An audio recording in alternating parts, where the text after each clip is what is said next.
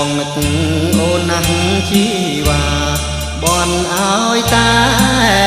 អង្ក្រាឆាប់ដល់ទៅដៃស្រីពីខែ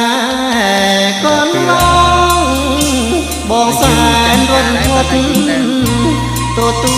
លសម្បត្តិតពីម្ចាំងថ្លៃ